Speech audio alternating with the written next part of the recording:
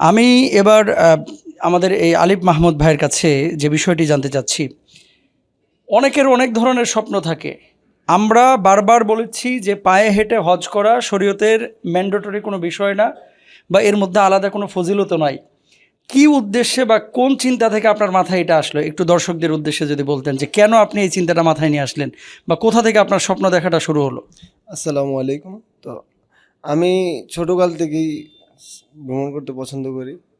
তো ছোটোকালে যখন বাবা অনেক হাঁটতেন, তো যখন বাবা হাঁটতেন তখন বাবাকে বলতাম গাড়ি নেওয়ার জন্য, তো বাবা নিতেন না, হেঁটেই যেতেন। তখন অনেক কান্না করতাম। তো বাবা 2011 সালে মারা যান, তো সেখান থেকেই হাঁটার প্রতি একটা ভালোবাসা, তো আমি বিভিন্ন জায়গায় হেঁটেই যেতাম।